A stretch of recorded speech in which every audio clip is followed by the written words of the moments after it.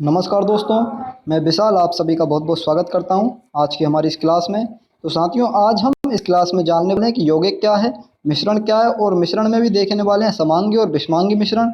विलयन को जानेंगे, निलंबन विलयन और कोलॉइड विलयन क्या होते हैं। तो काफ़ी ज़्यादा अच्छा टॉपिक आज आप पढ़ने वाले हैं, एमपीटेट सीटेट के लिए काफ़ी ज़्यादा महत्वपूर्ण है, इसलिए आप हमारे साथ लास्ट तक जरूर बने रहिए। और इससे पहले हम देख चुके हैं ठोस द्रव गैस, साथ में धातु अधातु को भी हम जान चुके हैं। अगर आपने उन वीडियोस को नहीं देखा, पिछली टॉपिक आपने नहीं देखे, तो आप उनको भी देख लीजिए, प्लेलिस्ट में आपको इसकी सारी वीडियोस मिल जाएंगी। तो चलिए आइए शुरू कर देते हैं हमारे इस टॉपिक को। तो शुरुआत करेंगे, देखिए सबसे पहले जो है यौगिक से, ठीक है ना। तो देखिए यौगिक क्या होता है वो हम जानेंगे। तो ये दो या दो से अधिक तत्वों से संयोग से बनते हैं। तो जो यौगिक होते हैं वो दो या दो से अधिक तत्वों से मिलकर बनता है, ठीक है ना। और तत्व को भी हम जान चुके थे पिछली वीडियो में, तत्व क्या होते हैं, ठीक है। अब इसके बाद जो दो या दो से अधिक तत्वों के जब संयोग से यौगिक बन जाता है, तो इसमें भी क्या जरूरी है कि इसका निश्चित अनुपात होना चाहिए। इसका रासायनिक कैसे होना चाहिए, एक निश्चित अनुपात, यानी कि हमें पता होना चाहिए कौन सी चीज़ किस अनुपात में मिलाई जाएगी, ठीक है ना। इनके घटकों यानी अवयवों को रासायनिक क्रिया से अलग किया जा सकता है। और जब ये यौगिक बन जाते हैं तो हम इनको अलग ऐसे साधारणतः नहीं कर पाएंगे। इनको अलग करने के लिए क्या करना पड़ेगा, हमें रासायनिक क्रिया द्वारा अलग कर सकते हैं। इनके गुणों को हम रासायनिक क्रिया द्वारा इनके अवयवी कणों को या घटकों को अलग कर सकते हैं, ठीक है ना। निश्चित अनुपात हो यौगिक का और दो या दो से अधिक तत्वों से मिलकर ये बनता है, ठीक। इनके गुण इनके घटकों के गुणों से अलग होते हैं। भाई इनके जो गुण होते हैं, जो दो या दो से अधिक हमें तत्व मिला है, उनके गुण तो अलग रहते हैं, लेकिन जब इनका जो नया घटक बनता है वो उसका गुण फिर कोई अलग प्रकार का हो जाता है, ठीक है ना। और इसमें देख लेते हैं कि इनका गलनांक और क्वथनांक निश्चित होता है। जो भी यौगिक ये बन जाता है फिर उसका गलनांक और क्वथनांक ये अलग अलग निश्चित रहते हैं, ठीक है ना। तो गलनांक क्या होता है, यानी गलन बिंदु, यानी कि जिस ताप पर बिंदु या कोई भी चीज़ है या कोई वस्तु है वो अगर गल जाती है तो उसका गलनांक कहलाता है। क्वथनांक यानी कि क्वथन मतलब उबलना, यानी कि भाप के रूप में उड़ना, ठीक है ना। भाप बन के उड़ने लगे जिस ताप पर, तो उसको हम क्वथनांक कहते हैं। तो अब उदाहरण के तौर पर हम देख लेते हैं, यहाँ पे एक उदाहरण दिया है H2O का। तो H2O यहाँ पर एक यौगिक है, ठीक है। अब यौगिक क्यों है ये, क्योंकि देखिए यहाँ पे तत्व आपको दिख रहा है, एक तो H है इसमें तत्व और एक O है इसमें तत्व, ठीक है ना। तो H मतलब होता है हाइड्रोजन, O मतलब होता है ऑक्सीजन, ठीक। अब हाइड्रोजन और ऑक्सीजन का ये क्या है, यौगिक है। तो यौगिक होने के लिए क्या जरूरी है, इनका निश्चित अनुपात हो, ठीक है ना। इनका एक रासायनिक निश्चित अनुपात हो। तो इनका निश्चित अनुपात कैसे हो गया कि इसमें देखिए एक तो एक दिखाई दे रहा है, हाइड्रोजन का एक है यहाँ पर और ऑक्सीजन का कितना है, 8 है। तो इनका ये द्रव्यमान भी है एक तरह से, ठीक है ना। हाइड्रोजन का एक होता है और जो ऑक्सीजन है उसका 8 होता है द्रव्यमान। तो एक निश्चित अनुपात में ये मिलाए जाते हैं, ठीक है ना। इसके बाद देखें तो हम देखिए गलनांक, गलनांक में से बर्फ का गलनांक कितना रहता है, 0 डिग्री सेल्सियस। यानी बर्फ जो होता है इसका गलनांक और क्वथनांक दोनों क्या होते हैं, गलनांक बिंदु जो है ना बर्फ का वो एक समान ही रहता है, ठीक है ना। तो 0 डिग्री सेल्सियस क्या है, इसका गलनांक बिंदु है, ठीक। इसके बाद जो क्वथनांक होता है, जल का क्वथनांक यानी कितने जल कितने पे उबलने लगता है, 100 डिग्री सेल्सियस पे उबलने लगता है, ठीक है। जम जाता है 0 डिग्री सेल्सियस पे और पिघलने मतलब गलना भी एक तरह से, दोनों जमना और पिघलना एक तरह से, मतलब एक तरह 0 डिग्री सेल्सियस पे पानी का या बर्फ का हम कह सकते हैं बर्फ, ठीक है। और जो क्वथनांक होता है जल का क्वथनांक 100 डिग्री सेल्सियस है, यानी 100 डिग्री सेल्सियस पे उबलने लगेगा। हाइड्रोजन और ऑक्सीजन के गुणों से जल के गुण अलग होते हैं। भाई हाइड्रोजन तो क्या होती है, जलती है, ऑक्सीजन जलाता है, लेकिन जब दोनों का यौगिक बन जाता है H2O तो बन जाता है पानी, और ये फिर आग को क्या होता है, आग को ये बुझा देता है, ठीक है। तो इनके गुण जो हैं थोड़े अलग हो जाते हैं, दोनों के अलग अलग गुणों से, ठीक है ना। इसके बाद बात करें तो जल में हाइड्रोजन और ऑक्सीजन को रासायनिक प्रक्रिया के द्वारा हम अलग भी कर सकते हैं, ठीक है ना। एक रासायनिक कोई प्रक्रिया कराएं तो हाइड्रोजन ऑक्सीजन को भी हम अलग कर सकते हैं। तो दोस्तों देखिए ये जो वीडियो है हम इसमें जो पढ़ रहे हैं ये सब एमपीटेट और सीटेट के अनुसार पढ़ रहे हैं, मतलब कि वहाँ पे किस तरह से क्वेश्चन पूछा जा सकता है, ठीक है। तो देखिए इन परीक्षाओं में क्या होगा, एमपीटेट सीटेट में बिल्कुल ज़्यादा डीपली क्वेश्चन नहीं पूछे जाएंगे। सिंपल से जो दैनिक जीवन में जो चीज़ें हमारे आसपास जो चल रही हैं उनसे रिलेटेड क्वेश्चन बनेगा, इसलिए ज़्यादा डीपली हम इसमें नहीं जा रहे हैं, ठीक है। केवल ऊपरी ऊपरी थोड़ा थोड़ा जो जानकारी में करना है, जो प्राप्त करना है वो जानकारी हम देख रहे हैं। तो देखिए अब देख रहे हैं कि कार्बन डाइऑक्साइड उदाहरण है इसके, जैसे कार्बन डाइऑक्साइड ये भी क्या है, एक यौगिक है। देखिए इसमें भी एक निश्चित अनुपात में इनको मिलाया गया है, सी और O2 को यहाँ पर लिया गया है, ठीक है ना। ऐसे ही देखिए चूना का यानी कि ये CaO लिखा है, ठीक है। तो कैल्शियम ऑक्साइड भी हम इसको कह सकते हैं, तो ये चूना है यानी COA। इसके बाद चाक का यानी CaCO3 ये भी एक यौगिक है, CaCO3। चौक होती है कार्बन कैल्शियम कार्बोनेट जिसे हम कहते हैं। NaCl यानी सोडियम क्लोराइड, नमक होता है NaCl, तो इसको भी क्या कहेंगे, हम यौगिक कहेंगे, ये भी एक निश्चित अनुपात में मिला हुआ है। ठीक है, तो ये आप समझ गए कि यौगिक क्या होता है, एक निश्चित अनुपात में मिलाया हुआ पदार्थ होता है। ठीक है, अब इसके बाद बात करें तो देखिए तत्व और यौगिक शुद्ध पदार्थ होते हैं। जो तत्व होता है वो भी शुद्ध होता है और जो यौगिक बनता है वो भी एक शुद्ध पदार्थ ही बनता है। अब बात करेंगे मिश्रण की, तो मिश्रण यौगिक से किस तरह से अलग है वो इसमें आप जानेंगे। ठीक है ना, उसे अधिक तत्वों या यौगिकों के योग से बनने वाले पदार्थ को मिश्रण कहते हैं।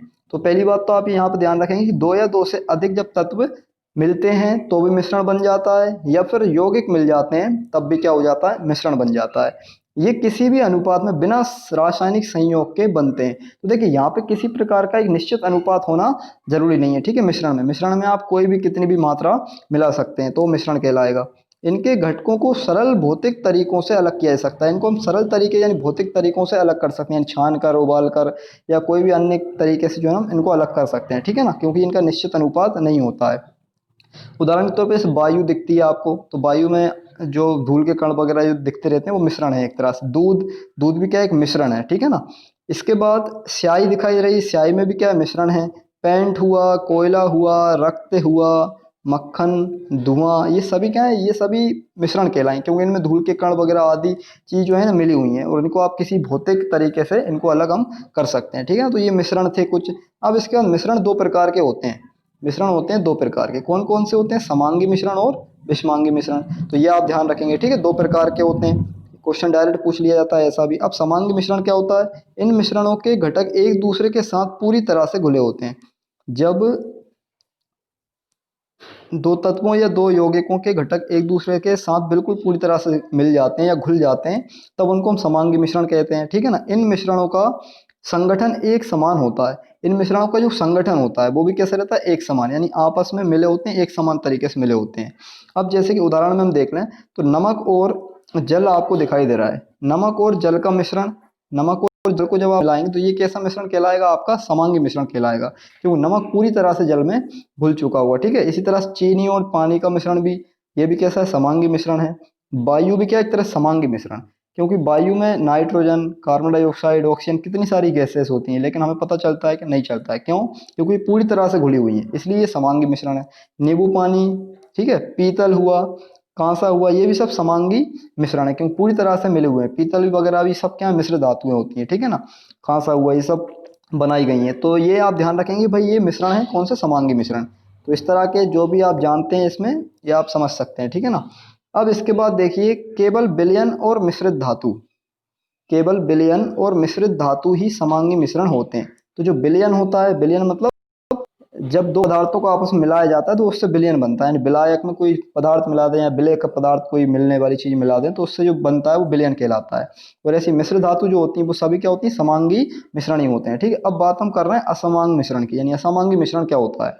तो इन मिश्रणों के ध्यान रखिएगा, इसको हमने विषमांगी लिख दिया था, तो विषमांगी भी कह देते हैं और असमांगी भी कह देते हैं इसको। ठीक है ना, इन मिश्रणों के घटक एक दूसरे के साथ पूरी तरह से नहीं घुले होते हैं। इन मिश्रणों का संगठन एक समान नहीं होता, यानी अलग अलग टाइप के पदार्थ यहाँ पे देखने को मिलेंगे। इन मिश्रणों के घटकों को आसानी से हम अलग भी कर सकते हैं, तो आसानी से दिखाई दे जाएंगे अलग अलग पदार्थ यहाँ पर, इनको आसानी से अलग अलग कर सकते हैं। जैसे कि देखिए चीनी और रेत, अगर चीनी और रेत को मिलाएंगे तो वो मिश्रण कैसा रहेगा, विषमांगी रहेगा। ठीक है ना, असमांगी रहेगा, यानी एक समान तरीके से नहीं मिले रहेंगी चीजें वहां पर, तो आप आसानी से उसको अलग कर सकते हैं। दूध जो हुआ, दूध से हम दूध को भी हम एक तरह से क्या अलग कर सकते हैं। ठीक है ना, दही, दूध से दही निकालना, मक्खन निकालना, ये सब अलग अलग हो जाता है। रक्त भी क्या है, एक हमारा विषमांगी मिश्रण ही है। ठीक है ना, अब इसके बाद रक्त विषमांगी क्यों है, क्योंकि रक्त को भी अलग अलग कर लेते हैं। रक्त में भी लाल रक्त कणिकाएं, श्वेत रक्त कणिकाएं, इसके बाद हीमोग्लोबिन आदि चीजें होती हैं, पेट्रोलियम, ठीक है, मिट्टी, मक्खन, ये सभी क्या है, ये सभी विषमांगी मिश्रण है, इनको आसानी से अलग किया जा सकता है। अब बात करेंगे हम विलयन की। तो देखिए विलयन जो है आप सभी ने सुना होगा, विज्ञान के टॉपिक है सभी ये। देखिए विलयन क्या होता है, विलयन एक समांगी मिश्रण होता है। ठीक है, पूरा घुला हुआ होता है। विलयन में जो पदार्थ अधिक मात्रा में होता है उसे हम विलायक कहते हैं। देखिए विलयन में जो पदार्थ ज़्यादा मात्रा में दिखाई दे रहा है वो क्या है, विलायक। ठीक, मतलब घोलने वाला, चीज़ों को घोलेगा ये। ठीक है, इसलिए विलायक है, यानी कि पानी हम कह सकते हैं, पानी। जो पदार्थ कम मात्रा में होता है उसे विलय कहते हैं। विलय का विघटन दर तापमान के बढ़ने पर बढ़ता है। मतलब विलय अगर ज़्यादा घुलने लगे या ज़्यादा विघटन होने लगे, टूटने लगे विलय, ठीक है, विलय जल्दी घुलने लगे, समझ जाओ वो तापमान के बढ़ने से हो रहा है। ठीक है, तापमान के कम होने से घटता है। यानी तापमान कम होता जाएगा तो विलेय पदार्थ जो हमने मिलाया है, जैसे मान लीजिए पानी में हमने शक्कर मिला दी, तो पानी क्या है वहाँ पे, पानी तो विलायक हो जाएगा, और जो शक्कर है वो अपनी क्या कहलाएगी, वहाँ पे विलेय पदार्थ कहलाएगी। ठीक है। और अगर हम तापमान बढ़ाएंगे शक्कर जल्दी जल्दी पिघल जाएगी अंदर, और कम कर देंगे तापमान तो धीरे धीरे पिघलेगी। ठीक है ना। अब इसमें उदाहरण भी इन्होंने देखी बताया, इसी तरह से नमक और जल का उदाहरण लिया है। इन मिश्रण में जल विलायक है और नमक क्या है, विलेय है। तो ये छोटी छोटी बातें आपको ध्यान काफ़ी रखने वाली बातें हैं। ठीक है ना। चलिए इसके बाद देख लेते हैं। देखिए आगे, देखिए दोस्तों, आपका कोई अगर डाउट रहता है तो आप उसको भी हमारे साथ शेयर कर सकते हैं। आप कमेंट बॉक्स में जो है कमेंट कर सकते हैं, आपको उसका जो है आंसर अगली वीडियो में दे दिया जाएगा, या फिर उस पर अलग से एक और वीडियो बना दी जाएगी। अगर ज़्यादा कोई डीपली रहेगा तो आप जो भी दिक्कत हो आप उसको शेयर कर सकते हैं। ठीक है ना। चलिए इसके बाद देखिए, अब हम देखते हैं जल को सार्वत्रिक विलायक कहा जाता है। जल कैसा है, सार्वत्रिक विलायक। सार्वत्रिक विलायक का मतलब कि भाई ऐसा विलायक है जिसमें आप किसी भी चीज़ को घोल सकते हैं। ठीक है ना। अब बात करेंगे निलंबन की। तो निलंबन क्या है, ये भी एक तरह से देखिए ये बे असमांगी मिश्रण है। यानी निलंबन क्या है, एक असमांगी मिश्रण यानी विषमांगी मिश्रण है निलंबन। ठीक है। जिनमें ठोस कण तरल द्रव में पूरी तरह से नहीं घुल पाते। तो निलंबन में क्या रहता है, एक असमांगी मिश्रण है ये। असमांगी मिश्रण में क्या होता है कि जो कण होते हैं वो पूरी तरह से अपने द्रव में जो है आसानी से नहीं घुल पाते हैं, तो वो विषमांगी मिश्रण जैसा दिखाई देता है। ठीक है ना। जो आसानी से नहीं घुल पाती हैं सब चीज़ें, तो वो उसे हम निलंबन भी कहेंगे।